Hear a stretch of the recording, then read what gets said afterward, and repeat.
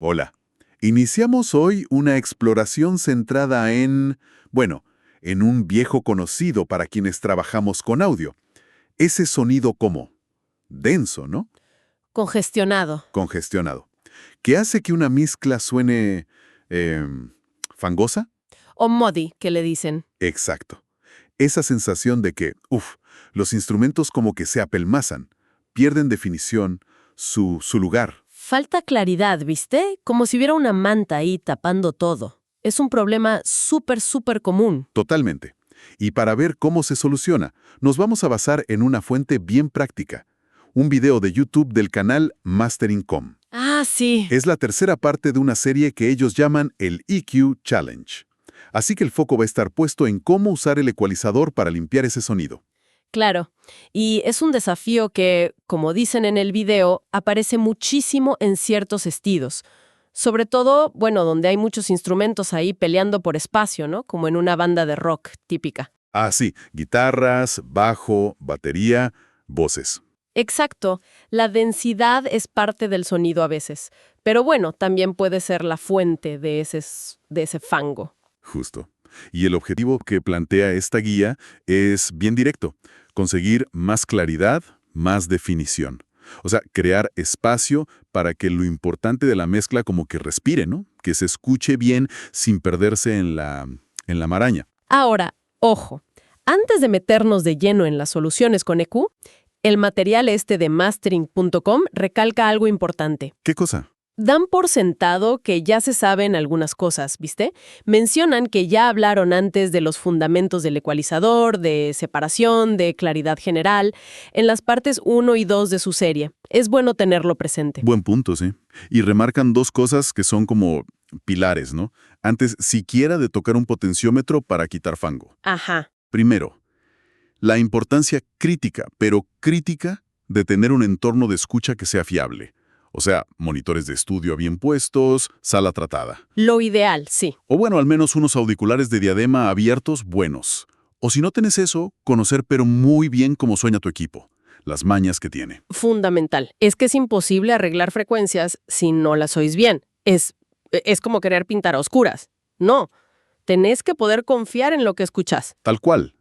Y el segundo pilar, usar pistas de referencia. Todo el tiempo. Sí. Básico. Canciones comerciales, bien mezcladas, del estilo que buscas o parecido. Comparar tu mezcla con esas referencias es clave para mantener la perspectiva, para no irte por las ramas con los ajustes. Absolutamente. Esos dos puntos, conocer tu escucha y usar referencias, son como el chequeo antes de despegar, ¿viste? Sí. Son pasos cruciales antes de intentar arreglar algo tan específico como la turbidez. Sin eso, los ajustes de EQ pueden terminar siendo, un desastre. Ok, perfecto. Con esa base clara, vamos al meollo del asunto. ¿Qué es lo que causa exactamente ese sonido fangoso? En el video lo muestran de una forma muy clara. Sí, está bueno porque toman una mezcla que suena más o menos bien y simplemente le dan un boost, potencian un rango de frecuencias específico. Y el efecto es, inmediato. ¿Qué pasa? Todo se vuelve opaco, así congestionado. Pierde vida, pierde definición. Es muy gráfico verlo así. ¿Y cuál es ese rango? Ese rango maldito, digamos, el epicentro del fango. Mira, la gente de mastering.com lo identifica clarito. Generalmente el lío está en la zona que va más o menos de los 200 Hz, hasta los 400 Hz. Ajá. A veces se puede estirar un poquito para abajo, quizás hasta 180, o un poquito para arriba hasta 500. Pero ese núcleo, ahí entre 200 y 400, es donde suele estar el grueso de la energía fangosa. Entendido. 200 a 400 Hz, la zona caliente. ¿Y por qué se junta tanta energía justo ahí? Es mala suerte nomás. Y acá es donde apuntan a algo que es fundamental, que va más allá de la mezcla en sí. Dicen que muchas veces la raíz del problema está en el arreglo musical. O sea, en cómo están escritas las partes, desde la composición. Exactamente. Demasiados instrumentos con su información principal o armónicos importantes compitiendo en el mismo registro, particularmente en esa zona, la de los medios graves, los low mids. Claro, como que todos quieren hablar a la vez en el mismo tono. Algo así. Para ilustrarlo, usan un contraste que está bueno. Pensá en un cuarteto de cuerdas clásico. Cello, viola, 2 violines. Correcto. Cada uno tiene su rol y su rango bien definidos, ¿no? El cello va a los graves, la viola a los medios, los violines a los agudos. Hay como una distribución de frecuencias más natural, menos solapamiento justo ahí, en esa zona crítica. Tiene lógica, sí. Cada uno en su carril, digamos. Ahora, compáralo con la banda de rock típica que mencionan. Tenés la batería, donde el bombo y la caja ya tiran un montón de energía en graves y medios graves. Ujú. Tenés el bajo eléctrico. Bueno, su terreno natural es justamente ese, graves y medios graves. La guitarra rítmica, muchas veces con acordes llenos, también hay en la zona media. La guitarra líder, teclados, quizás, acústicas a veces, y las voces. Muchos de esos elementos tienen sus notas fundamentales o sus primeros armónicos justo en esa ventana, la conflictiva, la de 200-400 Hz. Claro, es casi inevitable que se arme un embudo ahí. Un cuello de botella sonoro. Es que es medio inherente a la instrumentación y al sonido que se busca en muchos géneros. Igual en el video agregan algo interesante. Dicen que un arreglista o compositor que esté atento podría intentar mitigar esto un poco. ¿Cómo? No sé, escribiendo líneas de guitarra en octavas distintas o buscando acordes con notas más separadas, más abiertos. Pero bueno, también dicen que la propia naturaleza del sonido de una banda de rock potente a veces necesita esa densidad en los medios graves. Es parte de esa pared de sonido que se busca. Entiendo.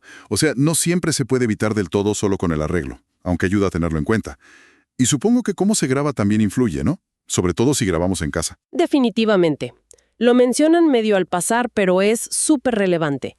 ¿Qué micrófono usás? ¿Dónde lo pones? Incluso la acústica del cuarto donde grabás. Todo eso puede empeorar o ayudar con esa acumulación en los medios graves. Claro.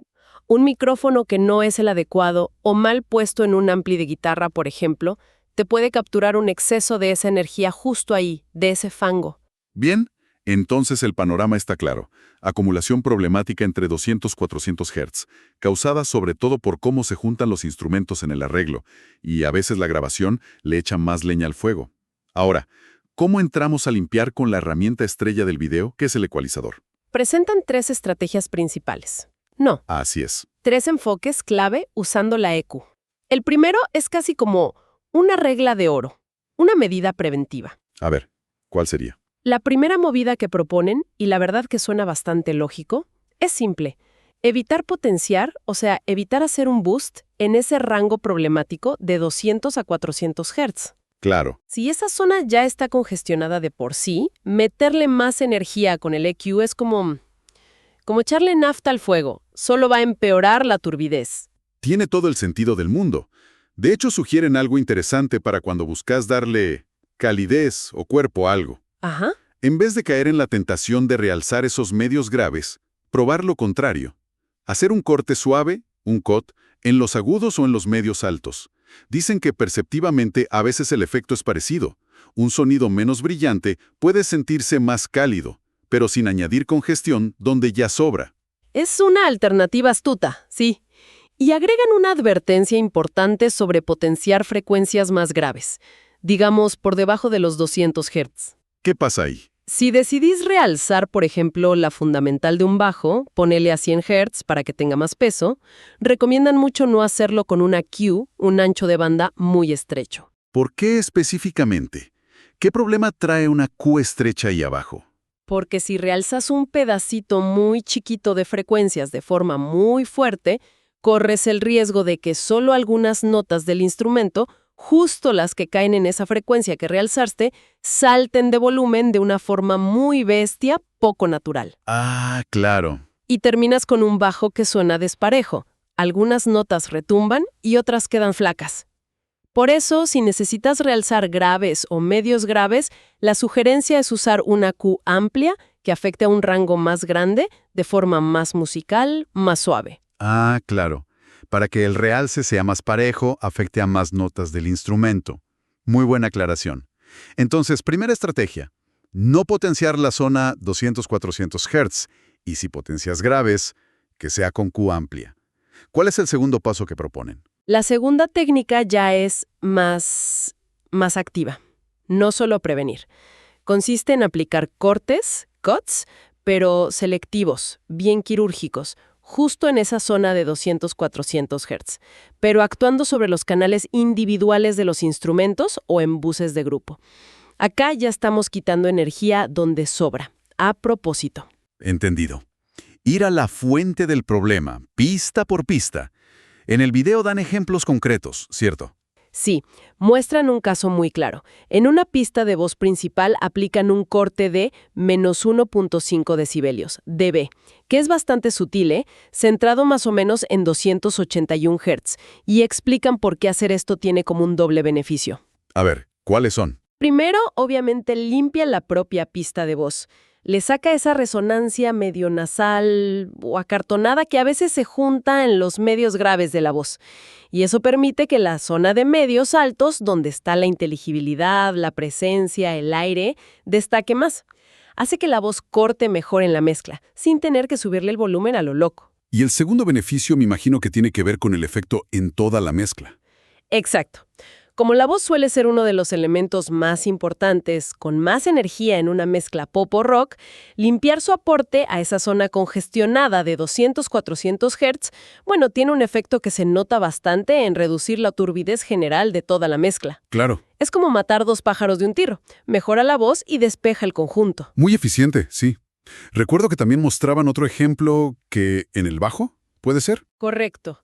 Ahí aplicaban un corte un poco más generoso, de unos menos 3.5 dB, centrado en 219 Hz, en la pista del bajo.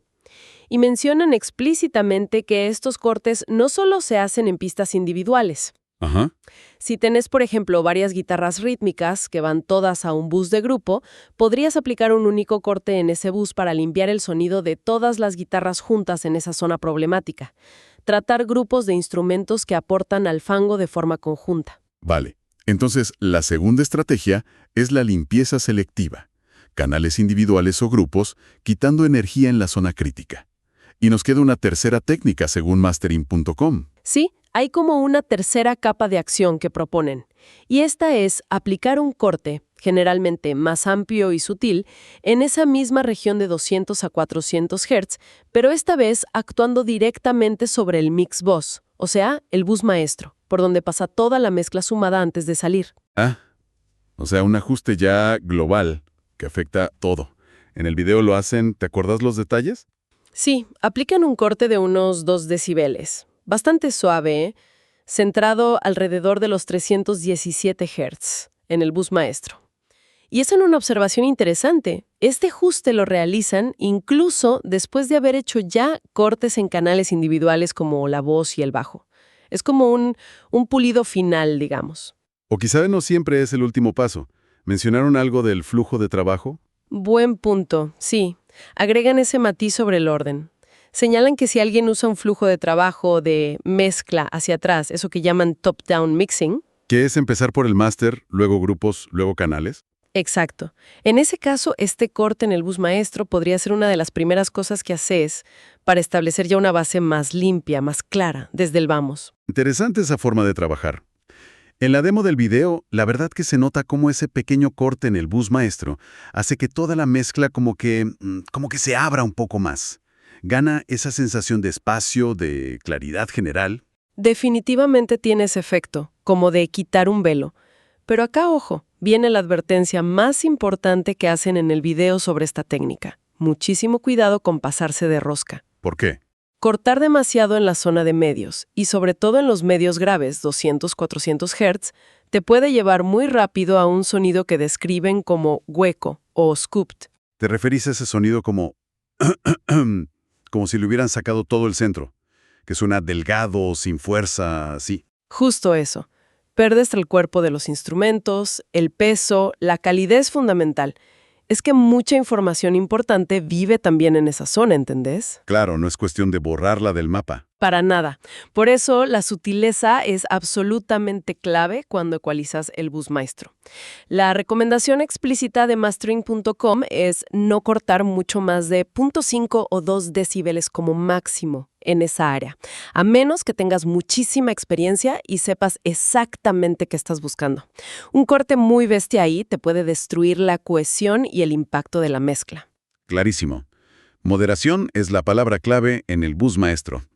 Entonces, si tuviéramos que resumir estas 3 estrategias de EQ que nos propone el video para pelearle al fango, Serían como 3 pasos lógicos que se complementan, ¿no?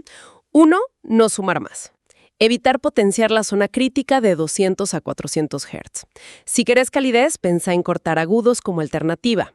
Y ojo con los boosts de EQ estrecha en los graves. bien. 2. Limpieza quirúrgica. Aplicar cortes selectivos, medidos en ese mismo rango, 200-400 Hz, directo en los canales individuales que más lío arman, voces, bajos, guitarras pesadas, teclados graves, o en los buses de grupo donde se junten varios de estos. Ajá. 3. Ajuste global sutil. Si después de lo anterior todavía sentís que falta un poco de aire, que sigue medio congestionado, considera aplicar un corte suave y de Q amplia en esa zona, 200-400 Hz, pero en el bus maestro, siempre con muchísima precaución para no pasarte y dejar la mezcla flaca, no más de 1.52 dB, como guía general. Perfecto. Una hoja de ruta súper clara. Y bueno, aunque idealmente, como decíamos al principio, un buen arreglo musical debería minimizar la necesidad de tanta cirugía de EQ. La realidad que muestra el video y que muchos vivimos es que con instrumentaciones densas como las que hay en rock, pop, metal y otros géneros, la ecualización se vuelve una herramienta prácticamente indispensable. Sí. No es solo para arreglar errores, ¿eh? Es para esculpir activamente el espacio, para permitir que todo pueda convivir con claridad. El arreglo pone las bases, sí, pero la EQ muchas veces tiene que hacer el trabajo fino de separación. Queda entonces clarísimo que manejar con inteligencia esa zona medio grave, entre 200 y 400 Hz, más que nada con cortes precisos y estratégicos de EQ en distintos niveles, canal, grupo máster, es una de las llaves maestras para pasar de una mezcla que suena ahí, amontonada, turbia, a una que respira, que tiene definición, donde podés apreciar cada cosa. Sin duda, dominar esa zona es fundamental para dar el salto de una mezcla que suena más amateur a una que suena profesional, pulida. Es uno de esos secretos a voces de la ingeniería de mezcla, ¿viste? Ha sido una disección súper útil de estas técnicas, la verdad. Muy práctico. Y quizás, mira, para cerrar con una reflexión que va un poquito más allá de lo que muestra el video, pero que se conecta directo con esto. Dale. Toda esta charla se centra en lograr la máxima claridad y definición posible en un entorno de escucha controlado, ¿no? Un estudio con buenos monitores, buenos auriculares. Claro. La pregunta que podríamos hacernos es, ¿cómo se traduce esa limpieza tan profunda de los medios graves, que es tan buena en el estudio, cuando la música se escucha en los sistemas que usa la mayoría de la gente todos los días? ¿Te referís a los parlantitos del celular, los auriculares baratos, las bocinas Bluetooth, esas cosas? Exacto. Pensemos en esos aparatitos. Muchos tienen limitaciones súper serias para reproducir los graves profundos. ¿Viste? Los que están por debajo de 100 Hz. Su respuesta como que se cae a pique por debajo de cierto punto. Sí, es verdad. Y a veces dependen justamente de esa zona de medios graves, 200-400 Hz, la que estuvimos limpiando con tanto cuidado para dar alguna sensación de cuerpo, de peso, de fundamento a la música. Si una mezcla fue excesivamente vaciada en esa región para que suene impecable en monitores de estudio, no podría correr el riesgo de sonar demasiado flaca, frágil, como anémica, casi sin impacto, en esos sistemas de consumo masivo. Es una paradoja interesante. Buscas la perfección técnica en el estudio, pero capaz que eso no se traduce tan bien al mundo real donde la mayoría va a escuchar la música. El eterno dilema del ingeniero de mezcla, ¿no? Precisamente. No hay una respuesta fácil, ¿eh? Es una cuestión de equilibrio, de conocer a quién va dirigida la música. Pero es algo importante para tener en la cabeza. ¿Cuánta claridad técnica buscar a costa de quizás perder cuerpo o impacto en sistemas más limitados? Quizás la clave esté en encontrar ese punto justo, ¿no?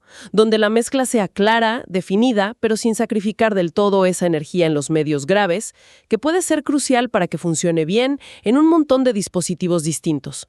Es una reflexión interesante para complementar las técnicas que vimos hoy.